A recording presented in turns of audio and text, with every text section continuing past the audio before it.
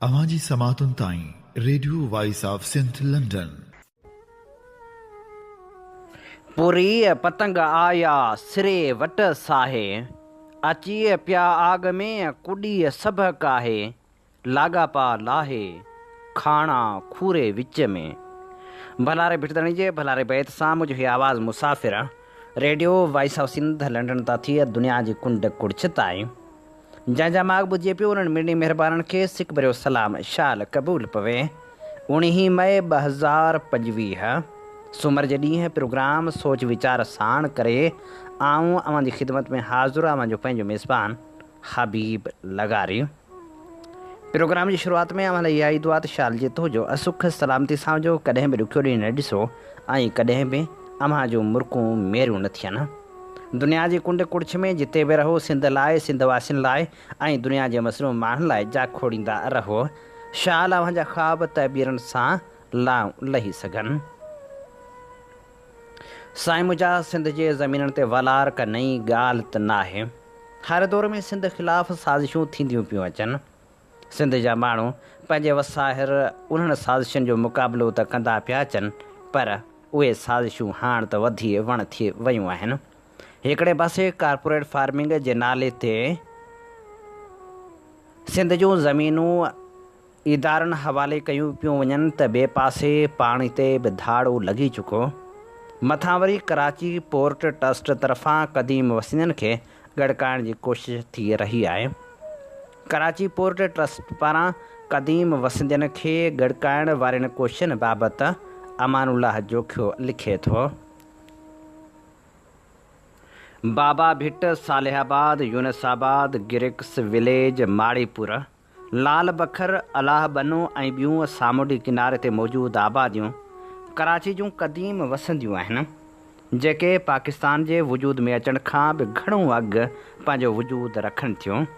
हिननि वसंदनि में वॾो अंग मुहाणनि, कच्छनि, जोखियुनि, ख़ासि खेलियुनि, बिरोहियुनि, मेघवाड़नि, जसकाणियुनि, मकरानी बलोचनि ऐं ॿियनि सिंधी ज़ातियुनि जो आहे। ही उहे धरती धणी आहिनि जिन कराची जो बुनियादु विधो हो।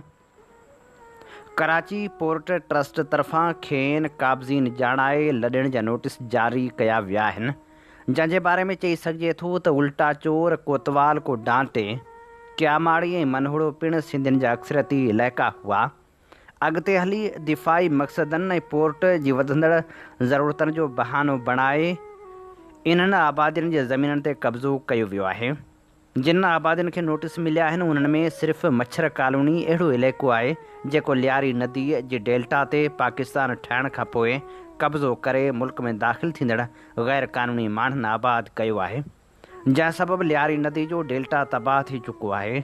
मच्छर कॉलोनी में हिन वक़्तु माफ़ियाउनि जो राज आहे, जिते इंसानी आबादीअ जी ग़ैर क़ानूनी स्मगलिंग, मनशात फ़रोशी, फाशी, बंगाली ऐं बैरमी औरतुनि जी ख़रीदारी ऐं विकिरे जहिड़ा ग़लीज़ कारोबार पिणु हलनि था। पाकिस्तान जे उतरियनि इलाइक़नि खां आयल ग़ैर क़ानूनी हथियारनि जे कारोबार सां लाॻापियल क्रिमिनल गिरोह माफ़ियाऊं पिणु हिन इलाइक़े में सरगर्म आहिनि। क़ानून लागू कंदड़ इदारनि खे सभु ख़बर आहे, पर सियासी मुसलहतनि या मिलंदड़ हिसे पती सबबि सभु ख़ामोश आहिनि। कराची जी सियासी मालिकी कंदड़ जी दावेदार हिकु लिसानी पार्टी संदन अणसिधी तरह सहूलियतकार आहे। कराची जे छुड़वाग ग़ैर मक़ामी माण्हुनि जी वधंदड़ आबादी मक़ामी माण्हुनि जी तारीख़ खे मलियामेट करे संदन जीअण जा दग बंदि करे छॾिया आहिनि। शाह लतीफ़ जे सुर सामुंडी ऐं सुर सरीराग जे महबूब किरदारनि, मुहाणनि, कच्छनि ऐं ॿियनि जो मच्छी जो कारोबार आहे, जेके पंहिंजा बतेला सजाए संवारे समुंड में वञी पंहिंजो रोज़गार कंदा आहिनि, जिन ते बि आहिस्ते आहिस्ते ॿियूं धुरियूं ऐं सरमाएदार तबिको कब्ज़ो कंदो पियो वञे। धरती धड़ियुनि खे मुस्तक़िल ज़िलतनि वारी ज़िंदगी गुज़ारण ते मजबूर कयो वियो आहे। कुझु इलाइक़नि में वञण सां अॼु बि ईअं महसूसु थींदो आहे जीअं असीं बम्बईअ जी जूहड़ पट्टी में घुमी रहिया आहियूं। पीपल्स पार्टी जेका हिननि इलाइक़नि मां मुसलसल MP ऐं MNA जो सीटूं खटंदी रही आहे, खेनि निंधड़ को छॾे ॾिनो आहे। कुझु इलाइक़नि खे छॾे करे न खेनि अॼु ताईं मालिकाना हक़ मिलिया आहिनि, न वरी सिहत ऐं तालीम जूं सहूलियतूं मिलियल आहिनि। संदन ज़िंदगी जे मयार खे बहितर बणाइण जी का बि संजीदा कोशिश अॼु ॾींहं ताईं न कई वई आहे। फिशरमैन कोऑपरेटिव सोसाइटी पारां हिन इलाइक़े में नका मयारी अस्पताल आहे, नई को शानदार तइलीमी इदारो ठाहियो वियो आहे जेको कम्यूनिटी बुनियादनि ते कमु करे। सुवाल पैदा थिए थो त आख़िर हुकूमती इदारनि जे फ़ैसिले साज़ी में कराची जे हिननि क़दीम मक़ामी माण्हुनि जी नुमाइंदगी केरु कंदो? आख़िर कहिड़ो सबबु आहे जो धरती धड़ियुनि सां अहिड़ो गैर इंसानी सलूक इख़्तियार कयो वञे थो? मक़ामी माण्हू जिन जो मथे ज़िक्र करे चुका आहियूं बेज़रर पोहरियत क्लास सां तालुक़ रखंदड़ मुल्क जा वफ़ादार शहरी आहिनि। इदारनि लाइ कंहिं बि तरह सिक्योरिटी रिस्क न आहिनि। हीअ समूरा इदारा उन जे अखियुनि अॻियां ठहिया आहिनि। अलमियो हीअ आहे त हिननि इलाइक़नि में naval colony, Javed Bahria, Masroor colony ऐं मुशरफ कॉलोनी जहिड़ा पोश इलाइक़ा पिण आहिनि त ॿिए तरफ़ हॉक्सबे टाउनशिप जी प्लाटिंग थियल आहे जिते अॻिते हली हज़ारे ख़ानदान आबाद थींदा। बाक़ी ही धरती धणी केपीटी लाइ बार आहिनि जिन जे म्याणनि ऐं चरागाहनि ते कब्ज़ा थियल आहिनि। चवंदा आहिनि त भरी ॿेड़ी में वाणियो गरो। हीअ ज़मीन कंहिं बि तरह कराची पोर्ट ट्रस्ट जी कोन्हे। कराची जी वधंदड़ आबादी केतिरनि इलाइक़नि खे गड़काईंदी पई वञे। विरहाङे खां अॻु माड़ीपुर, मघोपीर ऐं मलीर शहर खां ॿाहिरि अलॻि आबादियूं हुयूं जेके अॼु शहर जो हिसो बणिजी चुकियूं आहिनि। किथे ईअं न थिए जो अॻिते हली ठठो ऐं नूरी आबाद जाम शोरो बि कराची जो हिसो न बणिजी वञनि ऐं तब्दील थींदड़ डेमोग्राफी जो ही मांगर मच्छ समूरी सिंध खे गड़काए छॾे। 1980 में जॾहिं मुंहिंजी बदिली सिंधी प्राइमरी स्कूल केस अलीडीना माड़ीपुर ॾांहुं थी तॾहिं मौजूदा गुलबाई खां अॻिते समूरो इलाइक़ो ख़ाली पियो हो ऐं माड़ीपुर खां अॻिते यूनसाबाद ताईं पिणु साॻी सूरतहाल हुई। समंड जे हिन छॾियल इलाइक़े ऐं लूण खाण जे पुराणनि कारखाननि जे ज़मीननि ते पिणु गैर मक़ामी माण्हुनि जा कब्ज़ा थी चुका आहिनि। माड़ीपुर जा मकरानी बलोच जेके ज़िगरी फ़िरके सां तालुक़ु रखंदड़ ऐं बहितरीनु फुटबॉलर, बॉक्सर ऐं मार्शल आर्ट जा शाइक़ आहिनि। पंहिंजे ॿारनि खे सिंधी पढ़ाईंदा हुआ। हीउ इलाइक़ो क़दीम सिंधियुनि ऐं बलोचनि जो अक्सरियती इलाइक़ो हो पर हाणे सूरतहाल तब्दील थियल आहे। माड़ीपुर जे उत्तर ओभर पासे मसरूर एयरबेस ऐं लैंड कस्टम जा वेयर हाउस हुआ ऐं ॾखण तरफ़ सामुंडी छाड़ूं हुयूं जंहिंमें लियारी नदी अची छोड़ कंदी हुई। गड्स ट्रांसपोर्ट वारनि खे घणो पोइ प्लाट अलाट कया विया जिते अॼु ट्रक अॾो क़ाइमु आहे ऐं हिन वक़्तु इलाइक़े में प्रॉपर्टी जूं क़ीमतूं किरोड़नि ताईं पहुतल आहिनि। माड़ीपुर ऐं ग्रेक्स जा ॻोठ असल में अंग्रेज़नि जे दौर में लूण खाणनि में कमु कंदड़ सिंधी बलोच मज़दूरनि आबाद कया हुआ। मिस्टर ग्रेक्स हिकु अंग्रेज़ हो जंहिंजे नाले सां अॼु बि ग्रेक्स विलेज क़ाइमु आहे जंहिं ते अॼु केपीटी दावेदार आहे।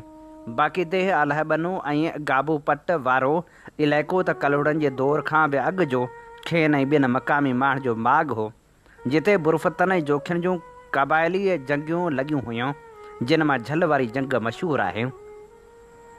असांजा वॾड़ा उठण ते माल माड़ी खां दुंबा ॻोठ मघो पीर ऐं अॻिते माड़ीपुर ताईं सफ़र कंदा हुआ। लाल बखर जी दरगाह जा मुजावर अॼु बि जोखिया या भंड आहिनि।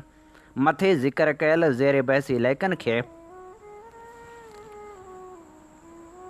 जेकॾहिं लियारी जो एक्सटेंशन वाधारो चइजे त ग़लति न थींदो छाकाणि त हिते जो सियासी मिज़ाज ऐं समाजी ज़िंदगी लियारी सां मिलंदड़ जुलंदड़ आहे।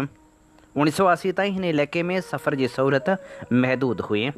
ली मार्केट खां का हिकु अधु बस हलंदी हुई। बाक़ी टावर खां हिकु वैन जो रूट मौजूदु हो जंहिं ते माड़ीपुर ताईं माण्हुनि जी अचु वञु हूंदी हुई। मुशरफ जे गैर जमायती इलेक्शन दौरान मूंखे ॻोठ हाजी गुलहसन भंड जोखियो वञण जो मौक़ो मिलियो। हीउ ॻोठ समुंड जे किनारे ते हब नदीअ जे समुंड में छोड़ खे वेझो आहे। हिते मक़ामी माण्हुनि जी बदतर समाजी ज़िंदगी जो वेझो खां मुशाहिदो करण जो मौक़ो मिलियो। कराची जे मक़ामी माण्हू जो वापारी सरगर्मियुनि ॾांहुं लाड़ो तमामु घटि रहियो आहे जंहिंजो फ़ाइदो वठंदे ही ख़ाल ॿाहिरां आयल गैर मक़ामी माण्हू तेज़ी सां भरे रहिया आहिनि। अॼु हिन इलाइक़े जी समूरी वापारी सरगर्मियुनि ख़ासि करे पोरट ऐं पोरट सां लाॻापियल कारोबार ते पंजाबी ऐं पश्तो ॻाल्हाईंदड़ जी अजारादारी क़ाइमु थी चुकी आहे जंहिं करे हिन ज़िक्र कयल इलाइक़े जो लसानी तवाज़न पिणु बिगड़ी चुको आहे। बदकिस्मती सां पीपल्स पार्टी हमेशह मुसलतनि जो शिकार रही आहे जंहिंजो नुक़सानु हिते जे मक़ामी माण्हुनि खे पियो आहे जेके अॼु बि कसम पुरसी वारी ज़िंदगी गुज़ारे रहिया आहिनि। ज़रूरत इन ॻाल्हि जी आहे त सिंध हुकूमत खे अगर मगर करण बदिरां वाज़े ऐं चिटनि लफ़्ज़नि में मक़ामी माण्हुनि जी मालिकी करणु घुरिजे ऐं खेनि जल्द मालिकाना हक़ ॾिना वञनि।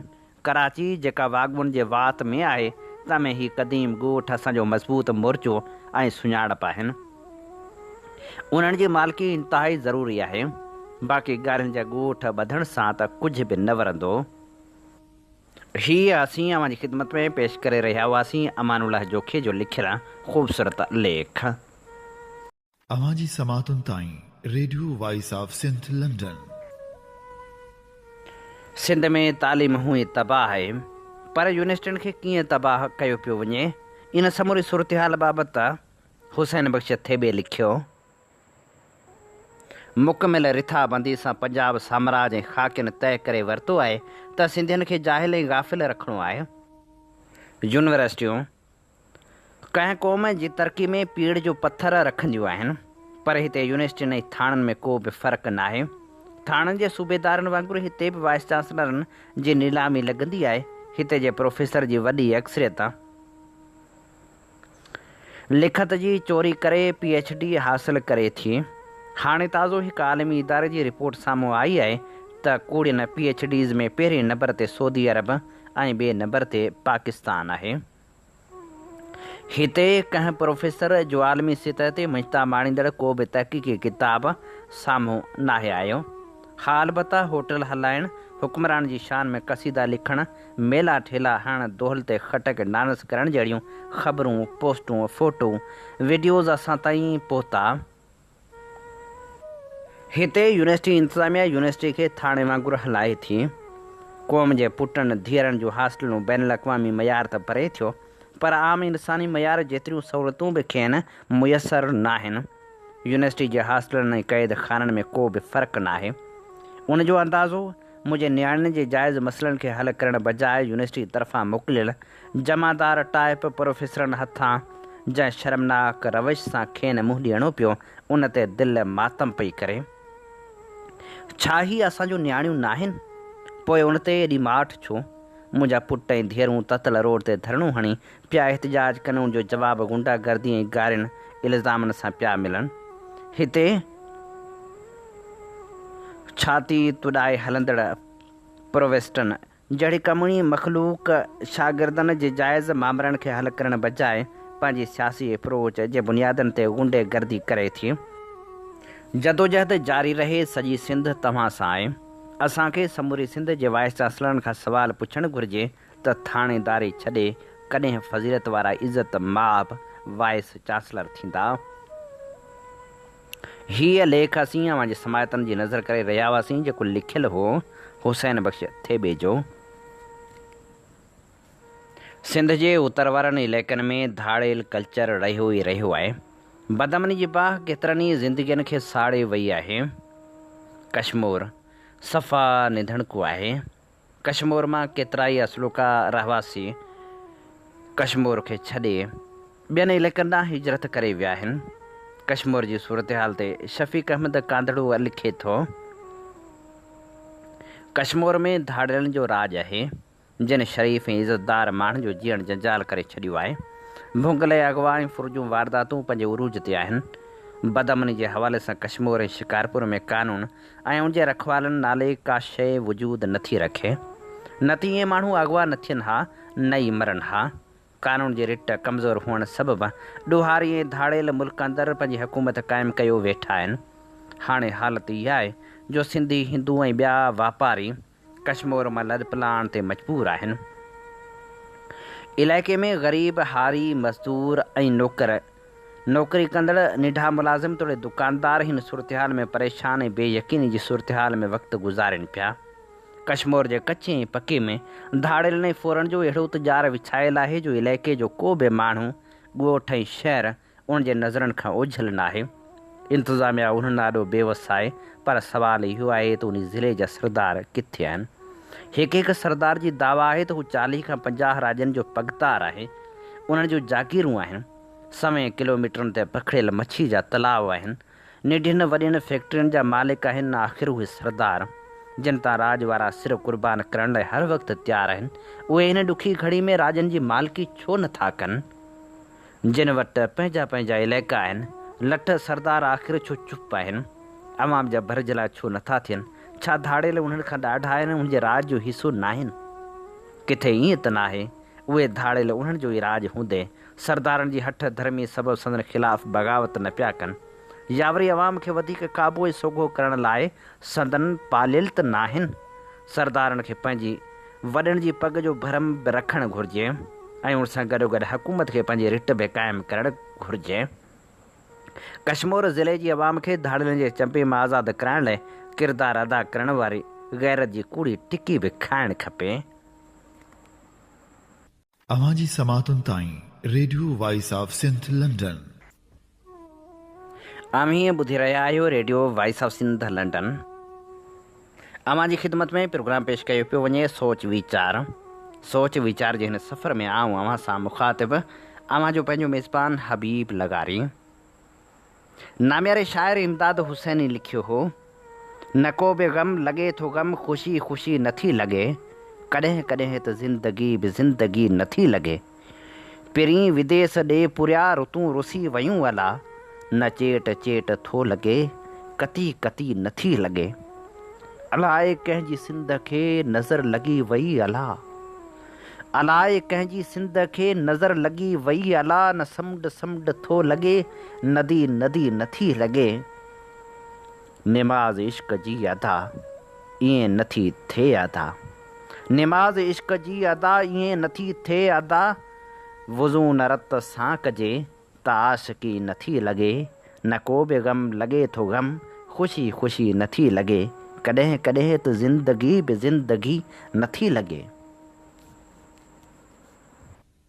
पाणी बाबति पॉलिसियुनि ते अमल नथो थिए ऐं केतिरा ई सवाल रहिजी वञनि था। पाणी बाबति पॉलिसियुनि ते अमल वारे सवाल बाबति नाम्यारो लेखक नसीर मेमण लिखे थो, गॾियल मुफ़ादनि वारी काउंसिल CCI में चोलिस्तान कैनाल रिथा ते बैनल सूबाई छिकताण खे घटाईंदे 1991 जी पाणी विरासत वारे ठाह ऐं 2018 जे क़ौमी पाणी जी पॉलिसी मूजिबि सभिनी सूबनि जे पाणी जे इस्तेमाल लाइ डिघी मुदत जे हल जी ज़रूरत ते ज़ोर ॾिनो वियो आहे।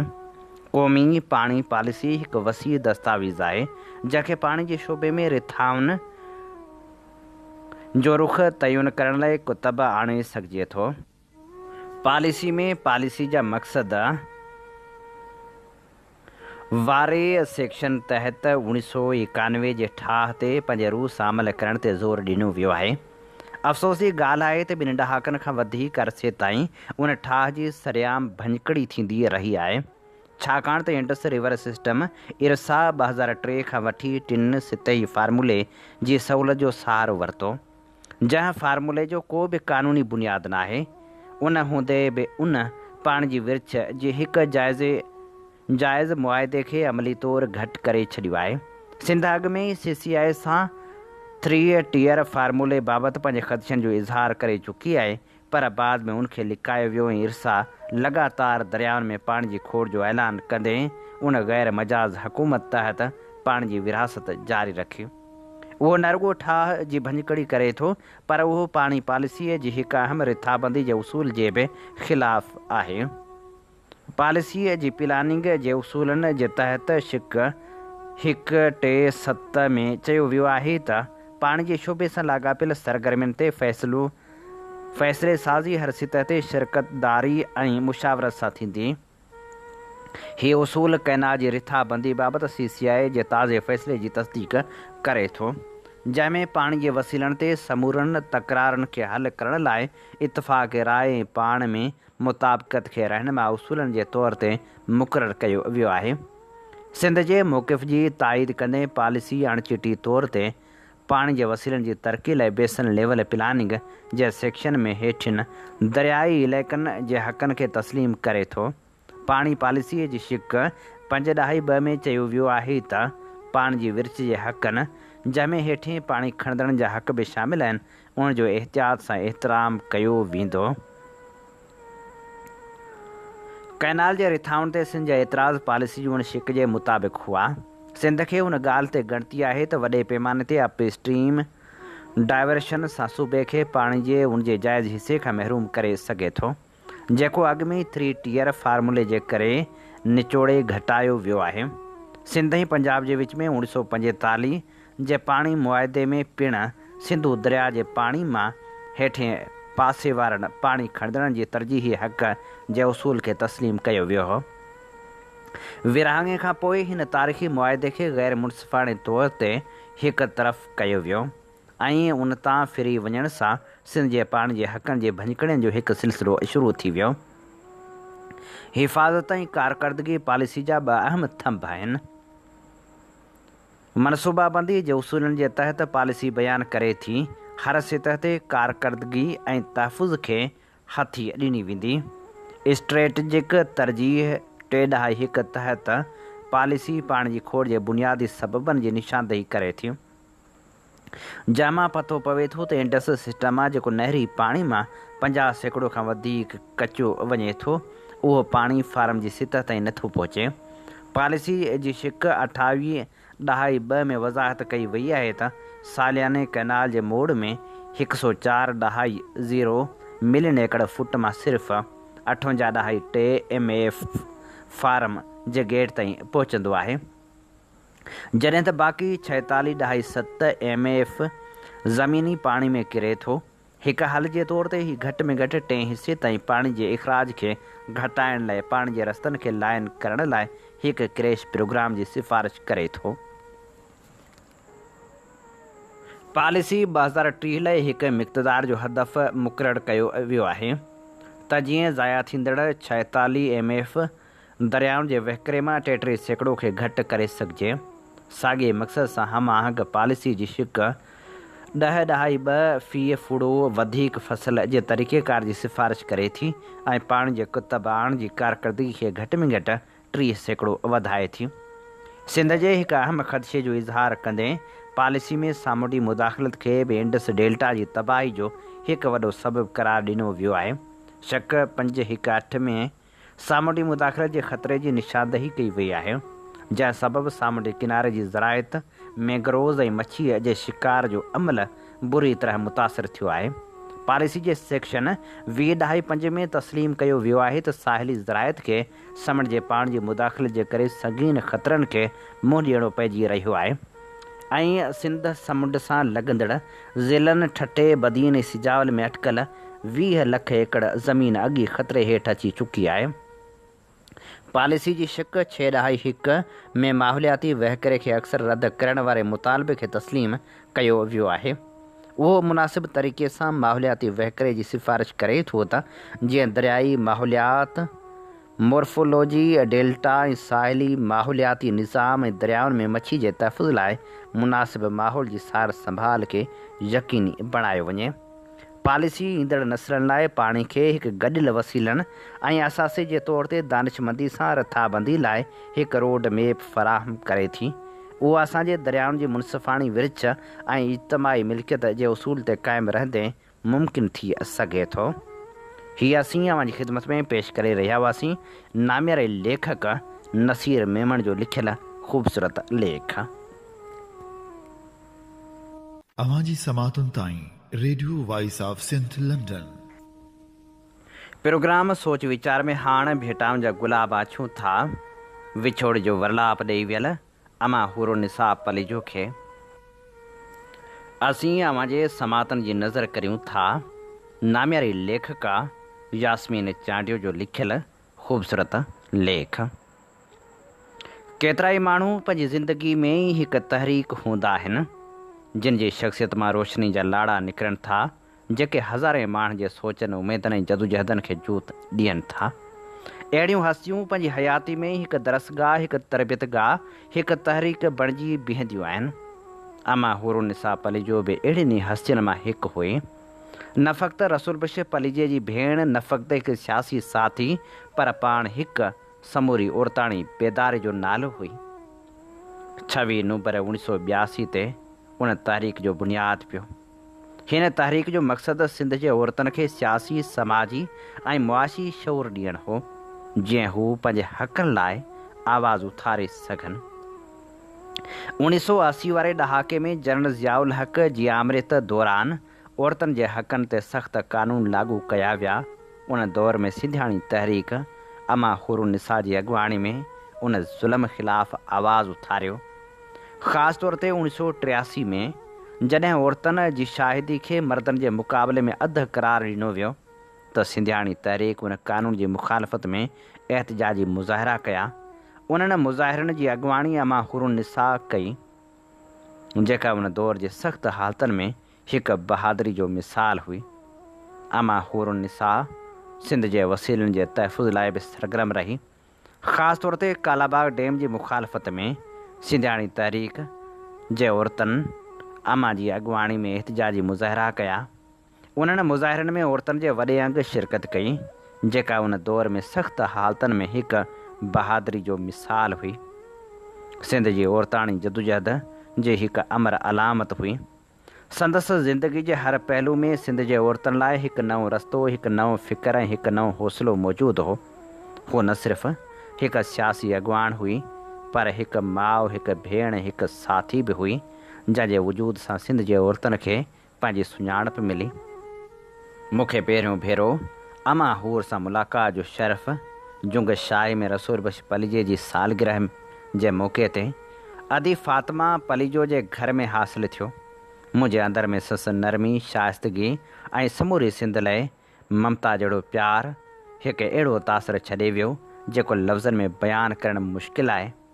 पाण जदोजहद जे मैदान में अरड़ीह सिपाहिण हुई, पर उनजे दिलि में एतिरो त माठीणो मिठास ऐं माउ जहिड़ो प्यारु भरियलु हो जो महसूसु थियो ॼण सिंध जी हर धीउ, हर माउ, हर भेण लाइ हू पाण अमा आहे। इहो ॾिसणु हिकु हैरत जी ॻाल्हि आहे त रसूल बख्श पलीजे जहिड़ी फ़िक्री डाह सां भरपूर फ़साहत बलागत जी खाण इनकलाबी अॻुवाण जी भेण हुजण बावजूदि अमा हूर कॾहिं बि संस पाछो न बणी, पर पाण उन पाछे मां रोशनी जी सूरत निकिती। संदसि सियासी समझदारी, अज़म ऐं नज़रिए में हम आहंगी पंहिंजे अलॻि उसलूब सां सिंधी औरतुनि जी सियासी शौर खे जनमु ॾिनो। कराची में मुस्तक़िल रिहाइश खां पोइ सिंधियाणी तहरीक जी जदोजहद जो मर्कज़ संदसि घर बणियो। उते सिर्फ़ु औरतुनि लाइ गरजाणियूं न थींदियूं हुयूं, पर उते ख़्वाब उणिबा हुआ। उते जदोजहद जा नक्शा ठाहिया वेंदा हुआ ऐं उते सिंधी औरतुनि जी आज़ादी लाइ हौसले जी दीवार ते उमेदनि जा नवां गुल पोखिया वेंदा हुआ। मूंखे फ़ख़ुरु आहे त मां बि उन्हनि ॾींहंनि में अमा हूर जे वेझो रही उन तहरीक जो हिसो थी संसद तरबियत, शफ़क़त ऐं जुरत भरी जदोजहद जो मुशाहिदो करे हिकु सगारी सियासी कारकुन तौरु सुञाती वियुसि। अमा जे अखियुनि में उहो सचो ॾुखु हो जेको सिंध जे महरूमियुनि लाइ उथंदो आहे। संसद लफ़्ज़नि में उहो पाण आधार हो जेको सिर्फ़ु उसूलनि ते बीठल माण्हुनि जे निरड़ ते हूंदो आहे। सिंधियाणी तहरीक जो बुनियादु सिंध लाइ लाज़वाल तारीख़ी माॻ हुयो जेको सियासी समाजी बग़ावत जो इज़हार हो। सिंध जी औरत सदियूं ख़ामोश रही, रिवायतनि जे ज़ंजीरनि में जकड़ियल रही, पर जॾहिं हुरुनिसा जहिड़ियुनि औरतुनि उन ज़ंजीर खे हथनि सां टोड़ियो तॾहिं सिंधी औरत जी वाघ वठण जो आगाज़ थियो। सन 1980 जे ॾहाके में जिते मुल्क आमरियत हेठि साह खणी रहियो हो, उते सिंधियाणी तहरीक जी सूरत में सिंध जी औरत पंहिंजे वजूद, पंहिंजी सोच ऐं पंहिंजी सियासी हैसियत जो भरपूर इज़हार कयो। अमा हूर फ़क़्ति तहरीक जी बानी न बल्कि उनजी रूह हुई। हुन औरतुनि खे सियासी इज्तमा ताईं वठी वञण लाइ रुॻो सॾु न कयो, पर पंहिंजो घरु, पंहिंजो वक़्तु, पंहिंजा वसीला ऐं पंहिंजो निरालो जज़्बो अता कयो। हू फ़क़्ति जलसनि जे साम्हूं बीहण वारी अॻुवाण न हुई, हू उन्हनि औरतुनि जे घरनि ताईं पहुचण वारी ॼाण, सम्झ ऐं अहसास वारी माउ हुई जेका खेनि आज़ादु सोच ॾियारण लाइ पंहिंजी ज़िंदगी जो आराम क़ुर्बान कंदी रही। अमा हूर जे लाॾाणे बाद सिंध जे औरतुनि, ख़ासि करे सिंधियाणी तहरीक लाइ हिकु वॾो ख़ाल पैदा थियो आहे, पर उन सां गॾु हिकु वाज़े रस्तो, हिकु फ़िक्री मीरास बि आहे जेका असां सभिनी लाइ मछले राह आहे। उहा मीरास आहे औरत जी सियासी शऊर, समाजी बराबरी ऐं पंहिंजे क़ौमी वजूद लाइ जदोजहद जो विरसो। सिंध जी हर बाशऊर धीअ खे हाणे उन विरसे खे अॻिते वधाइणो आहे त जीअं अमा हुरुनिसा जो नालो सिर्फ़ु माज़ी जे किताबनि ते महदूद न रहे, बल्कि मुस्तक़बिल जे उमेदनि जे हर सुफ़े ते रक़म रहे। जीअं शेख अयाज़ लिखियो हो, माण्हू मरनि था पर लफ़्ज़ न मरंदा आहिनि। अमा हुर जा लफ़्ज़ संदसि फ़िक्र संदसि अंदाज़ संदसि ममता संदसि जदोजहद सभु कुझु हिकु अहिड़ी तहरीक में बदिलजी वियो आहे जंहिंखे न वक़्तु रोके सघे थो न विसारे सघे थो। अमा हुर निसा तोखे सलाम, तुंहिंजी ममता, तुंहिंजी जदोजहद, तुंहिंजी इंसानी मुहबत ऐं तुंहिंजी सचाई ते हमेशह फ़ख़ुरु रहंदो। हीअ असीं अवां जे समातनि जी नज़र करे रहिया हुआसीं नाम्यारी लेखिका यास्मीन चांडियो जो लिखियल ख़ूबसूरत लेख। इन ते ई प्रोग्राम सोच वीचार जो वक़्तु पुॼाणी ते पहुचे थो। पंहिंजे मेज़बान हबीब लगारी खे इन साॻी दुआ सनीदा इजाज़त। वसे भिट तुंहिंजी भलारा सदा सदा देस परदेस सारा वसन। कॾहिं सींद सिंजी न मेरी थिए, कॾहिं मोड़ कंहिंजा न मुरझाए अचनि। अवां जी समातुनि ताईं radio voice of Sindh London